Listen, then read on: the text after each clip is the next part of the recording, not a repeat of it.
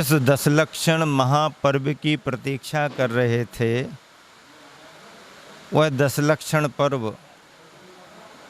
आपके सामने आ गया है। वर्ष में 3 बार आते हैं। उत्साह के साथ आप एक बार ही मना पाते हैं।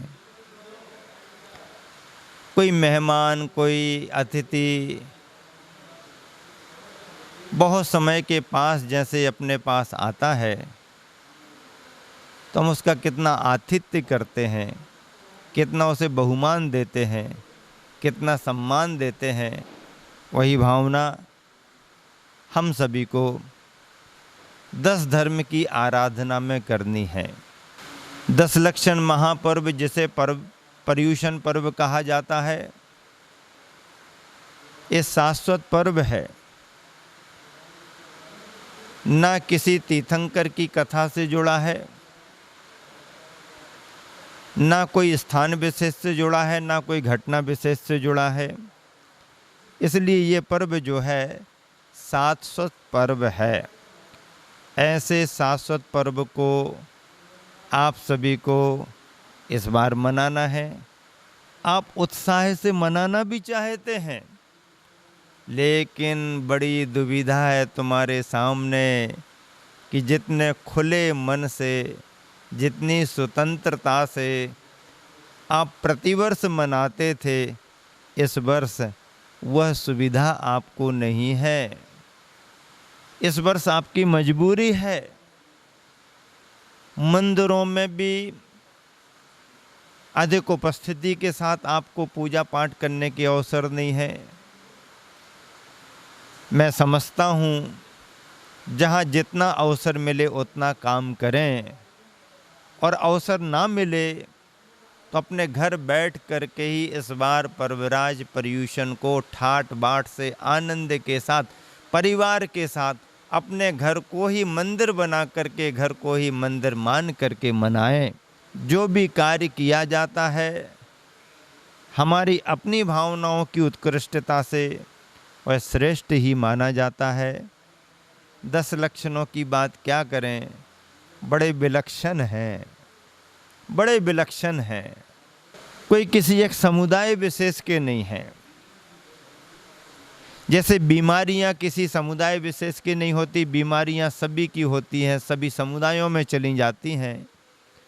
तो ऐसे ही ये 10 लक्षण धर्म सभी समुदाय के प्राणी मात्र के इसलिए बन जाते हैं कि क्रोध, मान, माया, लोभ, हिंसा, आरंभ, परिग्रह आदि आदि के पाप सभी के अंदर समाये हुए हैं। इन विभाव भावों को दूर करने के लिए ये 10 धर्म प्राणी मात्र के माने गए हैं। मैं आपसे पूछना चाहता हूं कि ये कोरोना महामारी की बीमारी किसकी है, बोलो?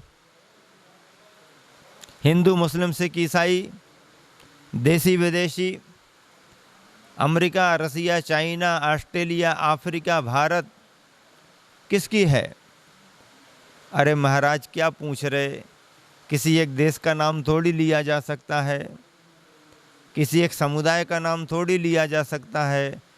जैसे चाहे कोरोना बीमारी हो, चाहे दूसरी बीमारियां हो, वो प्राणी मात्र में चली जाती हैं, सभी समुदायों में चली जाती हैं।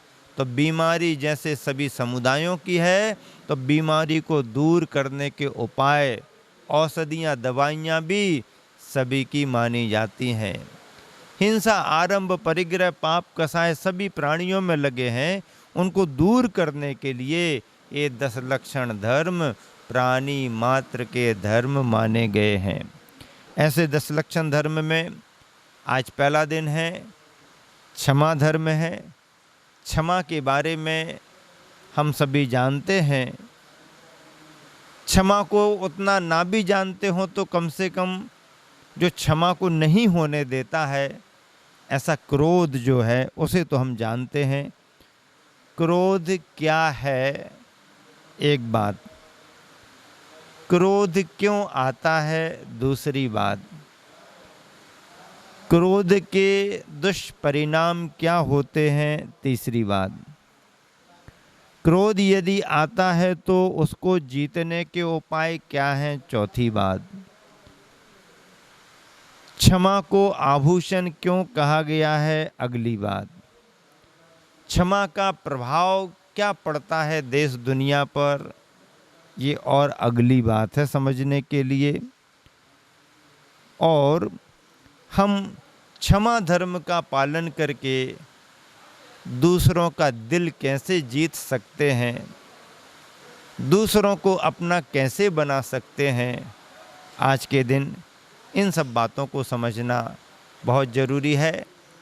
ये सभी बातें इसलिए महत्वपूर्ण हैं कि क्षमा का धर्म आपको पालन करना है। आपने पूजा की, क्षमा धर्म के लिए अर्घ्य चढ़ाया, क्षमा की महिमा पूजा में समझी। क्रोध के दुष्परिणाम सभी जानते हैं। क्रोध करना कोई चाहता नहीं है, और जब क्रोध के दुष्परिणाम देख करके उस पर विचार करता है तो क्रोध से हर आदमी बचना भी चाहता है। लेकिन क्रोध कब किसे आ जाए कुछ कहा नहीं जा सकता। ऐसे क्रोध के संस्कार को जो एक कसाय के रूप में आता है, कसाय जीवों के परिणामों को कसती है।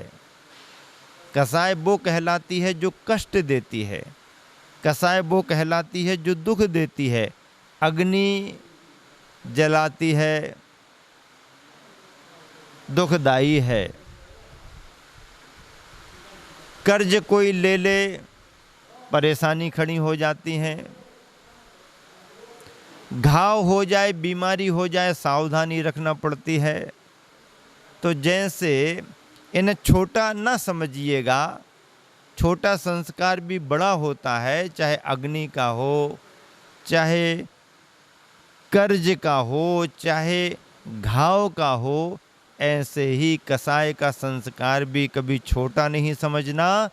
कसाय आती है, वह अपना असर दिखाती है। क्रोध क्यों आता है? कभी विचार किया आपने? क्रोध आने के अनेक कारण हैं, उसमें कुछ कारण जिनकी चर्चा मैं करे लेता हूँ। अपने मन का नहीं होने में क्रोध कारण है। इच्छा पूर्ति में बाधा हो जाए, मैंने चाहा ऐसा हो, मैंने चाहा ऐसा हो, और अपना चाहा हुआ ना हो तो क्रोध आता है, गुस्सा आती है। पिताजी ने सोचा बेटा जल्दी जल्दी ऐसा काम कर ले, बेटा नहीं कर पाया, पिताजी को क्रोध आ गया। सेठ जी ने सोचा नौकर जल्दी जल्दी काम कर ले, गर्मी का समय, सेठ जी ने कहा बेटा गर्मी बहुत है, पानी लाओ, प्यास लगी है, और नौकर जल्दी से पानी ले आया। बहुत ठंडा पानी था, अच्छा लगा, वाह शाबाश बेटा। फिर अगली बार मंगाया, बेटा पानी ला, पानी लाया, लेकिन उतना ठंडा नहीं था, तो थोड़ा सा चेहरा बिगड़ गया। फिर थोड़ी देर बाद फिर पानी मंगाया, पानी आने में थोड़ा विलंब हो गया, तो भी बुरा लगा। अगली बार पानी मंगाया, पानी ठंडा नहीं था, गरम जैसा था, पानी गरम लगा, सेठ जी ज़्यादा गरम हो गए। इच्छा की पूर्ति में बाधा हो रही है तो क्रोध आ रहा है। इच्छा की पूर्ति हो रही पर मनचाहा नहीं हो पा रहा। हमने तो ज़्यादा चाहा था लेकिन तुमने थोड़ा दिया, इसमें क्रोध आ जाता है। ऐसे अनेक कारण हैं। खान पान यदि तामसिक है तो उसमें भी भोजन का असर पड़ेगा, गुस्सा आएगी, चिड़चिड़ापन आएगा। अस्वस्थता है, बीमारी है, व्यक्ति कमज़ोर है, चिड़चिड़ापन आएगा, क्रोध की स्थिति बनेगी। यदि क्रोध आता है इन कारणों को लेकर के, तो इसके दुष्परिणाम क्या है? लड़ाई झगड़ा विवाद, शांति भंग हो जाती है, मन संक्लिष्ट हो जाता है, मन नहीं लगता है, दिनचर्या बिगड़ जाती है, मन खराब हो जाता है, यही तो क्रोध के दुष्परिणाम है। अपना भी मन खराब हुआ, सामने वाले का मन भी खराब हो गया। अब ऐसे क्रोध को जीतने का उपाय क्या है? जीतने का उपाय मैं समझता हूँ कि पहले परिस्थिति की समीक्षा की जाए। एक यदि स्थिति बनी है तो इसमें हमारा कितना कारण है, सामने वाले का क्या, हो सकता हमारी ही गलती हो, ऐसा विचार करे तो विचार करके उस परिस्थिति को टाल सकता है। स्थिति की समीक्षा होना चाहिए, एक बात। दूसरी बात है, कभी कभी गुस्सा ज़्यादा जवाब देने से बढ़ने लगता है।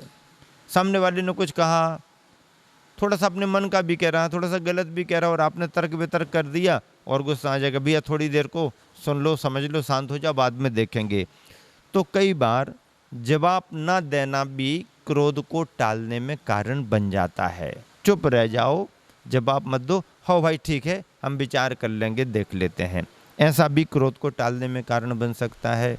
स्थान परिवर्तन कर दो, भैया अभी वातावरण अनुकूल नहीं दिख रहा है, थोड़ा अपन यहाँ से खिसक लो, बाद में समय अनुकूल होगा तो आ जाएंगे, देख लेंगे, ये भी क्रोध को टालने में कारण बनता है। और फिर यदि तुम्हारे को ज्ञान है शास्त्र का, धर्म का, कर्म सिद्धांत का, तो थोड़ी देर के लिए अपने ही कर्मों का विचार करना शुरू कर दो। हमारा कुछ ऐसा कर्म होगा जिसमें ये निमित्त बन रहा है और इस तरह का वातावरण बन रहा है, इस निमित्त को कैसे टालें, इस निमित्त को कैसे टालें। तो इस तरीके से विचार करें तो क्रोध को टाला जा सकता है। और क्रोध के निमित्त मिलने पर भी हमने अपने परिणामों को संभाल लिया, क्रोध के कारण मिलने पर भी क्रोध नहीं किया, तो इसका भी एक बहुत अच्छा प्रभाव पड़ता है, जिसे हम क्षमा का प्रभाव कहते हैं। क्षमाशील व्यक्ति कमज़ोर नहीं माना जाता है, क्षमाशील व्यक्ति बलजोर माना जाता है, बलशाली माना जाता है, विवेकमान माना जाता है। क्रोध में पश्चाताप होता है, स्वयं परेशान होता है, लेकिन क्षमावान व्यक्ति हमेशा शांत रहता है, सुखी रहता है। पानी गर्म हो जाए तो कितने समय तक गर्म रह सकता है, कभी ना कभी उसको ठंडा होना ही पड़ेगा। और पानी यदि अपने शीतल स्वभाव में है तो फिर शीतल स्वभाव में पानी कितने लंबे समय तक रह सकता है। क्रोध में व्यक्ति लंबे समय तक नहीं जी सकता है, क्षमा में, शांति में, समता में व्यक्ति बहुत लंबा समय अपना व्यतीत कर सकता है। इसीलिए ऐसे क्षमा धर्म को कायरता नहीं कहा है, मजबूरी नहीं कहा है, लेकिन इस क्षमा को आभूषण कहा है। एक व्यक्ति रास्ते से चला जा रहा था, पीछे से एक व्यक्ति आया, बातचीत शुरू हो गई, बातचीत करते करते और बात बिगड़ गई। बात बिगड़ गई तो एक हट्टा कट्टा था, उसने मार दिया उसके लिए। अब मार दिया तो इसने सोचा हम तो कमज़ोर हैं, हम क्या कर सकते हैं, और इसके से इसे झगड़ भी नहीं सकते हैं।